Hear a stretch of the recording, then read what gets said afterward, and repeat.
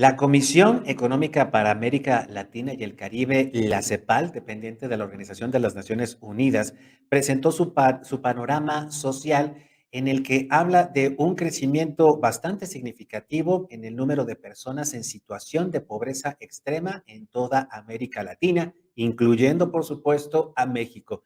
Y mi estimado Javier Cobos, que ya se encuentra del otro lado, está aquí con nosotros cada semana para hablar de economía y pues para poner otra vez, mi estimado Javier, el dedo en la llaga, porque lamentablemente estos números que presenta la CEPAL pues nos hablan mucho de la vulnerabilidad de las clases medias, de aquellas personas que tienen un ingreso medio, que en cualquier momento, sobre todo en tiempos de pandemia o de crisis económica, prácticamente se podrían quedar sin esos ingresos y sin patrimonio.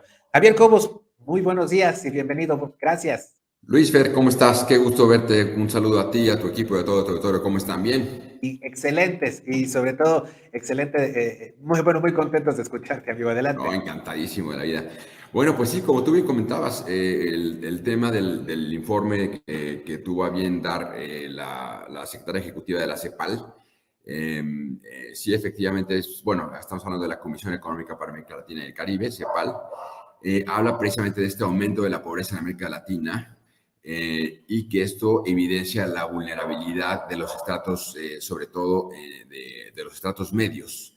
Efectivamente, como tú comentabas, en el informe comenta que este crecimiento viene de un 13.1% en 2020, se incrementó a 13.8% en 2021. Obviamente ellos ya pueden tener las cifras, ahorita que ya estamos en enero de 2022, cierran en 2021 con este 13.8%. De repente esos porcentajes como que a lo mejor no nos dicen mucho, pero en términos de número de personas que se incrementaron o se entraron, digamos, al terreno de la pobreza extrema, fueron adicionalmente 86 millones de personas. Si vemos que, por ejemplo, en México somos aproximadamente 130 millones de personas en total, bueno, en América Latina, en su conjunto, se incrementó la pobreza extrema en 86 millones de personas. De acuerdo a lo que reporta precisamente el día de ayer Alicia Bárcena, que es la secretaria ejecutiva de la CEPAL. Eso es el caso de América Latina, que incluso la misma Alicia Bárcena comenta que esto implica un retroceso de aproximadamente 27 años.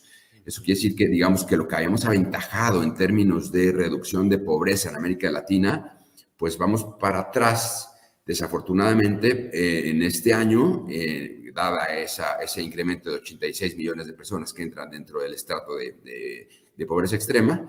Y pues bueno, eso tiene esa, digamos, connotación de 27 años de atraso. Sí es grave, eso no quiere decir que no se pueda reponer siempre y cuando existan políticas que fortalezcan el empleo, el crecimiento económico y sobre todo una correcta distribución del ingreso, que no es lo mismo crecimiento económico que distribución del ingreso. Y ahorita vamos a comentar también sobre este punto.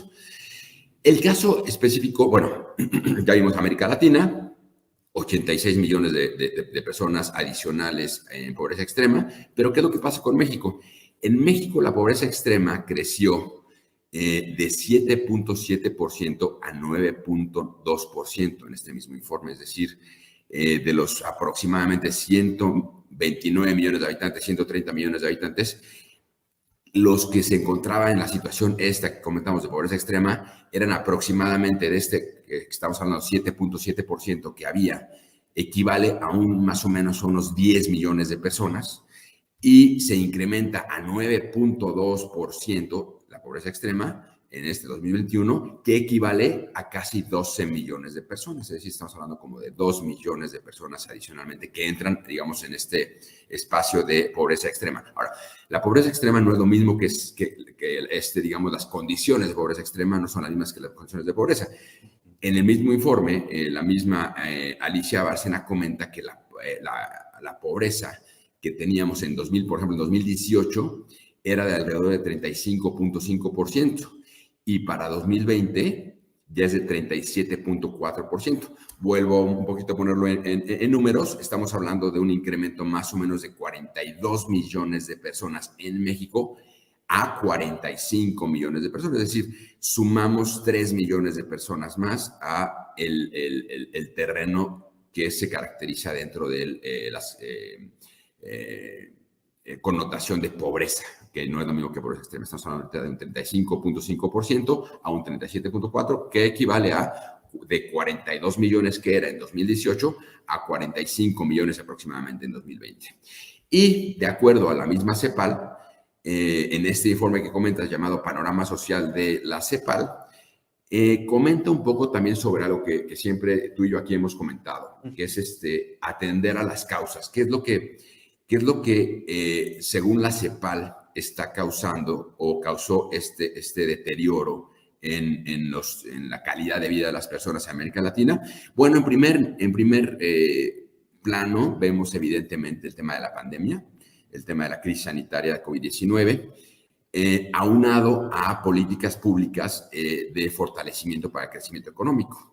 Si bien ha habido programas sociales que han sido, digamos, un paliativo para que, bueno, las personas, en el caso específicamente mexicano, tengan un ingreso adicional en efectivo y puedan mantener un nivel de vida o no pasar al estado de pobreza extrema de manera tan contundente. A través de este tipo de subsidios en efectivo se da un paliativo, pero no son medidas de fondo o políticas públicas de fondo que le permitan a la población mantenerse dentro de un segmento de no pobreza o no pobreza extrema por sí mismos, es decir, a través de crecimiento económico, de generación de ingresos, de generación de empleo y no simplemente de recepción de subsidios. No sé si hasta aquí me doy a entender.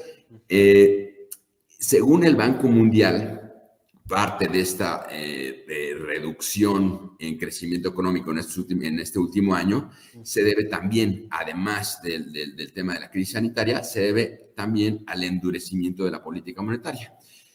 ¿Qué significa eso, el endurecimiento de la política monetaria? Aquí en tu programa habíamos venido platicando un poco sobre las medidas de equilibrio de Banco de México que ha venido llevando a cabo cuando subió la tasa de interés de referencia de 4.75%, ¿te acuerdas? La subieron a 5.0%, es decir, 25 puntos base. Posteriormente la subieron al 5.5%, o sea, de 5 a 5.5%, son 50 puntos base.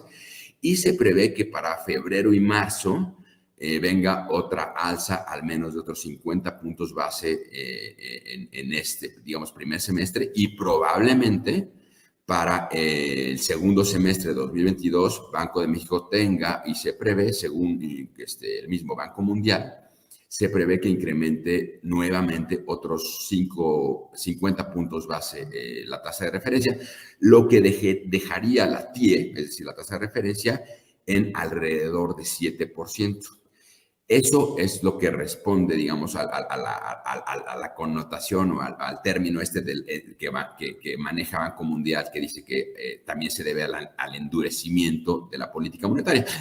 También sabemos, por programas anteriores que hemos tenido tú y yo aquí y que hemos tenido la oportunidad de compartir con el auditorio, que ese endurecimiento de política monetaria, ese constante incremento en la tasa de referencia, obedece precisamente a una medida de equilibrio para retención de capitales, de modo que la fuga de capitales, que ha sido bastante acelerada, se mantenga de alguna manera dentro de nuestro país, no se dé esta fuga de capitales y podamos también tener tipos de cambio estables y también, como es la misión fundamentalmente de Banco de México, la inflación controlada. Que también comentamos recientemente, Bank of America revisa a la baja el crecimiento económico de 2.5% a 1.5%. Bank of America lo atribuye fundamentalmente a la incertidumbre en el marco institucional, particularmente, pues bueno, vemos señales negativas, como habíamos comentado anteriormente, señales negativas en cuanto a las reformas constitucionales que se están proponiendo, en particular reforma de energía y en materia eléctrica, por lo que Bank of America pues revisa su expectativa de crecimiento, ¿no? El mismo Banco Mundial estima que el crecimiento económico de México para 2022 será de aproximadamente 3%. Ahí difiere un poquito de la estimación de Bank of America, pero de cualquier manera, bueno, es realmente un crecimiento económico pues muy pobre. El Fondo Monetario Internacional revisa también la previsión de crecimiento económico para México, que traía en 4%, la revisa a 2.8%. O sea, digamos, estamos hablando Banco Mundial, Bank of America, también el mismo Fondo Monetario Internacional. Sí dije Fondo Monetario Internacional. Sí, Fondo Sí, Monetario sí, sí. Internacional es el que revisa de 4 a 2.8%. Ujú. Otro análisis económico nos dice, por ejemplo, en Credit Suisse, ellos revisan la tasa de crecimiento para 2022 que tenían prevista en 2.3%, la revisan a 1.7%, también la revisan a la baja, porque, bueno, están viendo el mismo entorno, ¿no? En el caso de la opinión de Banco Mundial, ellos revisan el crecimiento económico a 3%. Ellos atribuyen como causa, o sea, ahí difieren un poquito de las otras causas que hemos venido platicando, que es, según la CEPAL, la crisis sanitaria aunada a la falta de políticas económicas que apoyen a la clase media. En el caso de el Banco Mundial, lo atribuye adicionalmente a lo que se espera como crecimiento económico, sobre todo en nuestro principal socio comercial, que es Estados Unidos.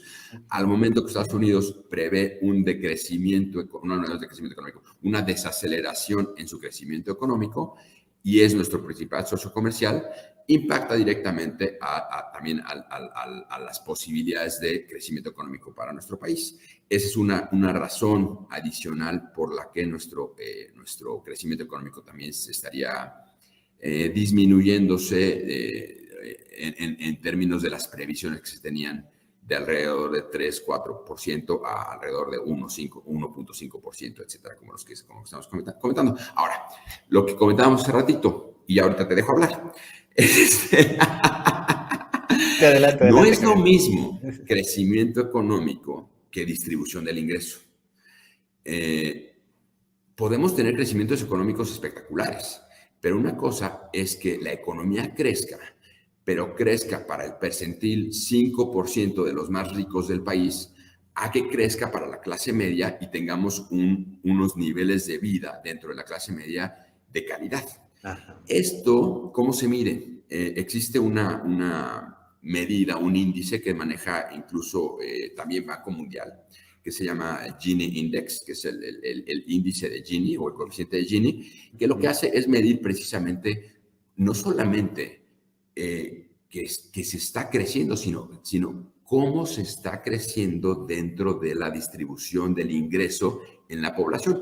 Es decir, cuánto del ingreso que se está produciendo en una economía le corresponde a qué porcentaje de la población.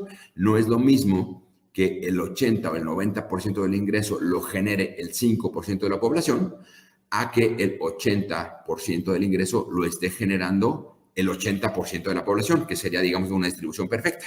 Es el caso extremo, no existe. Pero hay, digamos, diferentes medios, diferentes puntos medios, valga la expresión. En el caso del índice de Gini, por ejemplo, según reportes del propio Banco Mundial, México, por ejemplo, tiene un índice de 45.4%.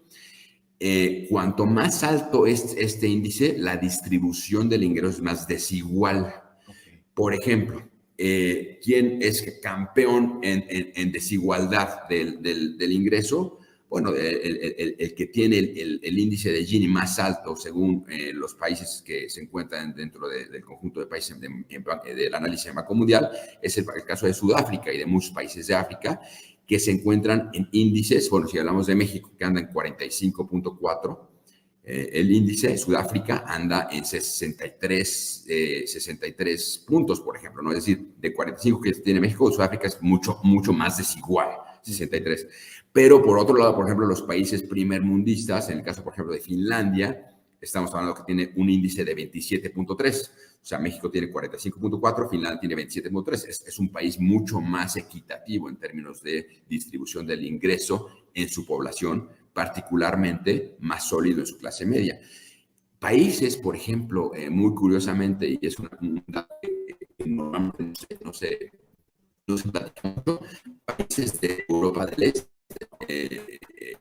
tienen en promedio índices de alrededor de 26 puntos, ¿cómo se llama esto? En el índice de Gini. Estamos hablando de 26 puntos en el caso de Europa del Este. En México, repito, 45.5. En Sudáfrica, 63. Esto es para más o menos darnos una idea de dimensión. ¿Cuál es el promedio, por ejemplo, de todos los países revisados por Banco Mundial? El promedio de 35.4 puntos. 35.4 es el promedio de todos los países y México está en 45.4, está por encima. Quiere decir que México está más desigual que el promedio de todos los países que conforman el Banco Mundial.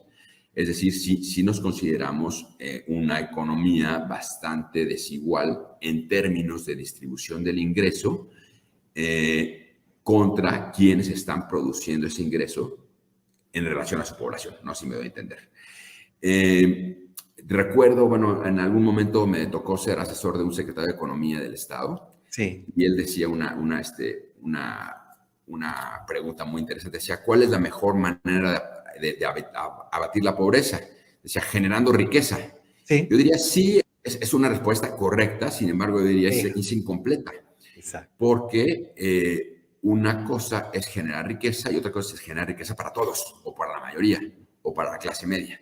Entonces, ahí es donde intervienen precisamente medidas regulatorias en donde la promoción de la generación de riqueza, la promoción del empleo, la atracción de capitales, la atracción de inversión extranjera directa en fierros, en infraestructura, en fábricas, en crecimiento económico, debe ser regulado de modo que la distribución del ingreso no solamente le toque al 1 o 2% de la población, claro, sino que se distribuya de manera más equitativa, que nos vayamos acercando al menos a la media, que es, como ya he comentado, de 35.4 puntos que trae el Banco Mundial y no 45.4 que traemos en México, ¿no?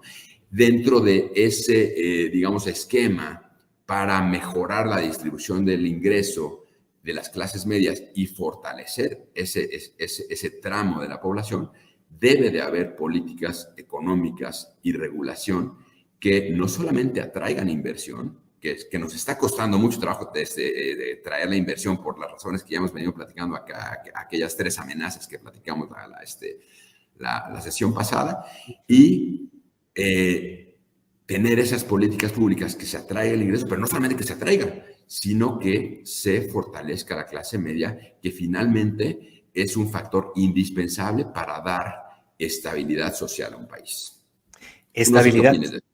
No, Javier, estoy completamente de acuerdo, y no me resta, dada la contundencia de tu cierre, porque no me resta más que pues hacer la reflexión sobre estas políticas económicas que no hemos visto para fortalecer a la clase media, para verdaderamente sacar a estos millones de personas que se han sumado a las filas de la pobreza extrema, sacarlas de ahí, llevarlas a las clases medias y fortalecer estas clases medias a través de políticas públicas y económicas que, como bien dices, distribuyan el ingreso en el país. Porque aunque estemos hablando de algunos porcentajes de crecimiento, que como bien nos decías, ya varias instituciones en el mundo, pues las han llevado a la mitad de esta previsión de crecimiento para el 2022, ese crecimiento se queda en un sector de la población, y por ahí leí una nota, mi querido Javier, de La Jornada, que decía que pues los grandes capitales de este país con el actual gobierno han crecido hasta en un 16%, mientras muchísimas personas, se han sumado a las filas de la pobreza y la pobreza extrema. Javier Cobos, no me queda más que agradecerte y pedirte que nos encontremos aquí la semana que entra, si te es posible. Muchísimas gracias. Claro que sí, Luis, con todo gusto. Un saludo para ti, para tu equipo y para todo tu auditorio, con muchísimo cariño. Acá nos estaremos viendo. Y Lorena Huerta te manda un saludo por acá por Facebook. Muchísimas gracias a Lorena por estarnos viendo a través de las redes sociales. Gracias. Muchísimas gracias, qué amable. Gracias. Muchísimas gracias. Gracias, Luis Fer. Que tengas un buen día. Igualmente.